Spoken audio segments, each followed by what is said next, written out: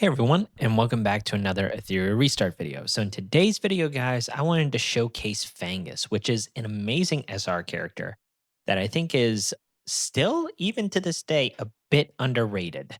I think a lot of people know he's good in dot teams, but I th- I think some people don't realize that he can be your main DPS in really high end content.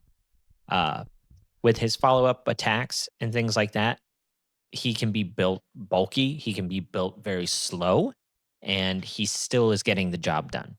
Now, I've got 3 clips today. The 3 most relevant areas that I think most people are gonna run Fangus are in Inferno Niko Nana, Inferno Shadowflame Hoyon, and then Inferno Terramaton.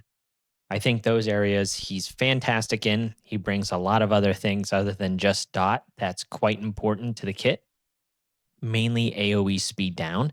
It is really, really strong. Not a lot of characters in the game have this, and he's the only, I think, fire character that actually has this. So that's one of the reasons why he's really good. Now, he may take heavy investment. If if you want him to be your main DPS or your main damage dealer for those high end stages, you're gonna have to sink some lattices into him. Uh, if if you need to prioritize one of them, I would say the passive is the most important to increase the chance that he follows up. But the increased chance to inflicting dot on his skill 1 is what the follow-up attack is based around, is also quite important. The skill 3, even though it's very strong and the percent chance to land the dot is good, I would say it's the lowest priority out of the 3 skills. So he does have a pretty high multiplier on his skill 1, along with the 35% dot. Now, the dot is only 1 turn, but it is what it is. The high multiplier means that he can be built with a little bit of damage. My build here, I don't say it's not really a damage build, but he does, pump out a little bit here and there. You'll see some instances in this clip where his follow up attack is doing like 8,000 damage here and there, which adds up along with the 4% from the dot. So pretty good skill 1. His skill 2 is just a passive where anytime anyone takes an action and does damage, he has a 50% chance to follow up with his skill 1, which we went over is very good. His skill 3 is on a 3-turn cooldown when it's fully skilled up. Again, a okay multiplier, but he has a 100% chance to land a 2-turn dot and speed down. That is very, very strong. In Terramaton, the right head is kind of a problem with turn meter pushing the boss. So if you can speed down that head, your survivability goes way, way up. So on his prowesses, he also gets some pretty relevant stuff like HP and HP percentage to make him a little bulkier. He gets effect accuracy on the skill 2, which is nice, and then speed on the skill 3. So all really relevant. Mine is 5 of 5, which does matter. He has some effect accuracy in here, and he's also doing the additional damage. So if you do have him built with a little more crit rate, crit damage, and attack, all of these things are going to matter. His overall build is this, though. So he's got 184% accuracy. He's got 219 speed. He's got some pretty high crit damage, surprisingly. And then he has 2200 attack. So he's got a lot of HP, right? We want him tanky because all of his damage is just coming from the dots. But and his crit rate is low. So like the crit damage being this high isn't necessary, but the fact that we've got a little bit of crit rate, and if he goes up against a green boss, he gets another 15%. So it's a little over 50% chance to crit, and if he does, he's doing some okay damage. The speed that he has is kind of important because the teams that you're going to see here, I have him going behind Holden, which is important. Holden ends up stripping the immunity off of Terramaton. So you want him going after that so he can land the AoE speed down and, of course, the dot on the boss and the right head. So that's key. I also have him slower than Obel. You also want him slower than Obel because the Shadowflame Hoyon run that I'm going to show you, you need Obel to go first to hope to stun the side adds that Hoyon has. Otherwise, it's most likely going to be a fail. So you don't want anyone going before Holden on that team unless it's somebody that will not activate a damage dealing skill, which is Kachi the Guard in the case of the video you'll see. So I do have him in an 8 set battle will because anytime he uses a skill, he has a chance to follow up with his skill 1. I think Fangus is a great character to use battle will. And of course, I get a lot of good battle will sets, so it's one of the rarely used sets, but he benefits from this. Uh, I also have him in momentum. This is not important. It's just it's the best kind of triple matrix set that I had on Battle Lion, which is the shell that I'm using him on. I have a 6 piece time weave just for additional accuracy, and then we've got him on Fury Edge as well, which again is kind of like the best kind of shell combination I had for the Battle Lion or Golden Lion. Sorry. So Golden Lion, I wish was a little bit better, but the impact of these bonuses just doesn't add up. The resistance on these higher stages level on these higher stage levels, I don't know. They seem to be. I wouldn't say they're like too high. It just you don't know what they are. So if they end up being able to like put out what the stats of the boss are, like their speeds, their effect resistance, and stuff like that, I think that would be very helpful for the player base. But until then, who knows? So every 2 times that he uses his follow up attack, which procs often, so you're able to skill up the Golden Lion's ability fairly quickly. Once he gets up to those 8 stacks, he's going to get over 50% effect accuracy, which is really awesome. So he's at 180 right now, 184 without that. So another 50, he's getting up to close to like 230, 240. And in the Terramaton run, you're running him alongside Holden, who puts res down. So the percentage chance of activating his skill 1 and him landing the dot and the speed goes up exponentially whenever you start leveling up this Golden Lion. So yeah, I've got him on Battle Will, Momentum, and Fury Edge.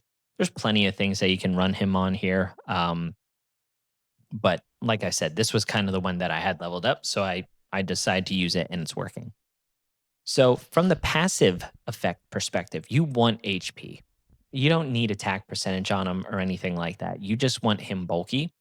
The speed here, if you have better matrices, you don't need to roll for speed. You can roll for more effect accuracy. You can also even roll for like critical hit chance or crit damage. So those are some possibilities if you want, but it's most likely going to be effect accuracy. Like if you could roll another 30% in effect accuracy, that will do wonders. But I don't have him on like Swift Rush or anything like that. I honestly don't even know if Golden Lion can get Swift Rush. But yeah, so this isn't necessary. And then I also have him on Dauntless, which just makes him tankier. Another thing that I didn't mention with Fangus before we get into the clips is he's a pretty viable candidate for PvP. Right now, the meta is just a little bit weird, and the RTA season ends at the next reset. So, at the making of this video, at least. And I know the developer said in between RTA seasons, they're going to do some changes, whether that's buffs, nerfs to character shells, who knows. So, in the current state, though, Fangus is pretty good against the tank meta for a couple of reasons. He does not trigger. He does not trigger the shell. I can't lighthouse, right? So lighthouse, once they take 25% of their max HP within 1 turn, it heals up and pushes their turn meter. So uh, your Fangus here can do a bunch of chip damage over time without ever activating the lighthouse and proccing the heal and the turn meter boost, which is pretty nice. He also adds a lot of different types of debuffs where if you're targeting someone like a Ling Luo or something like that, where Ling Luo can cleanse up to like 2 debuffs, if you pair Fangus with an Obel, you're just putting so many debuffs up that the cleanse from even a Doki Doki or a Ling Luo, they might not end up cleansing the stun because there's too many dots on them. So this is a nice partner with Obel, which you'll see in 2 of these clips. So yeah, I just wanted to reference that. Okay, so let's roll the clips and then we'll just touch base on the other couple areas that he's pretty good in. But this first one, we're certainly going with Niko Nana. So this is very free to play friendly team. It's Ling Luo, which is free character, and then you're just using 3 SSRs. SRs. So you have Obel in here to stun the side ads, and then you have Fangus for the follow-up DOT damage, but you're also putting the speed down on the ads. Kachi the Guard is speeding down the Niko Nana as well, so you have like a dual threat there for the speed down. But putting the speed down on the ads is also very important because they stun your characters and they also put buffs on the Niko Nana. So the more you have them controlled, that's also nice. And the less rotation that they get to their turns is also very good. So yeah, this very straightforward fight. You're just using Ling Luo here for the heals, as well as the additional purifying or immunity that the ads might add onto you for the stun, like there with the Kachi the Guard. So he ended up cleansing, and now he gets to put up the immunity himself. And then over there, I showed the Golden Lion stacks are at 4. So he's got an additional, 28% effect accuracy. So even though he's at like 200% effect accuracy right now, he's still getting resisted by the boss, which is what I was saying. Like, it'd be nice to have the actual resistance of the boss here to let you know what your effect accuracy needs to be at to make your runs a little more consistent. So hopefully they add that in the future. But you see that the DOT damage just, it takes huge chunks. And every single time Kachi or Ling Luo or Obel are using their abilities, he's following up and attacking. Even if he doesn't land the dot, he's still chipping for, 2, 4, even 8,000 damage at a time. So very, very safe, straightforward run. I really like him in Niko Nana. Niko Nana has gotten way easier. Shadowflame Hoyon is one where I think people might have been struggling. So if you have Shadow Sonya in there, you can certainly use her instead of like this other team that I'm coming up with here. But we're using Kachi the Guard and we're also using Sonya. So Sonya, I've been talking about at length. I love Kachi the Guard as well. But this is a really great team. So Kachi is there to put up the immunity. The immunity is just so important on this boss because if he gets 7 stacks of whatever his unique kind of buff is at the top of the screen here, he does a big AoE and puts silence on everybody. So if the silence lands on the Kachi the Guard, it becomes an issue because it takes away your survivability. And if everyone gets silenced, it's almost game over. The Sonya's in there as well, though, to purify, because there are times where the Kachi the Guard takes the most damage. And if he gets silenced and he's the lowest health, that's who the Sonya will end up prioritizing. Like right there, she cleansed the silence from the Kachi, and then the Kachi was able to put up the immunity, which makes this run back, in the driver's seat where we're able to get off the big heal from Sonya and top everybody off. We also have another opportunity here to get some stuns off from the Obel. As long as that immunity's up, it's a really good chance that we might be able to clear this.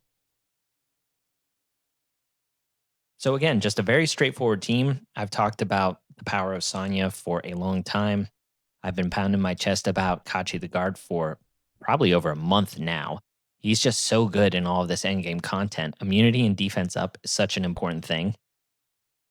I can't overstate it. So yeah, even if people end up getting silenced, this is where Fangus is still really great because he needs someone to do a little bit of damage to do his follow-up attack. And even then, he's still getting resisted a lot. He's got 7 stacks of that Golden Lion up, which puts him close to 210 or whatever. And his follow-up attacks are still getting resisted, which is very, very frustrating. But this is a very nice team for Shadowflame Hoyon for people, that don't have the Shadow Sonya or anything like that. It is not going to be 100%. Anytime you incorporate these ads needing to be stunned in order to have a successful run, Obel will get resisted and he won't land the stun and things just won't go your way. So like 100% clear rate in this game is so rare. I wouldn't expect it, but you got to farm this stuff even if your percentage isn't 100%. Got to get those Revelation shells and Jackal Guard shells, right? Okay. And then the last run here before I get out of your hair is with Inferno Terramaton. So we do have a couple of SSRs helping us here. Mia is absolutely amazing for the heals. Holden is really great for the strip. Mia also does some additional stripping. Um, but yeah, this is just a really safe, surefire team.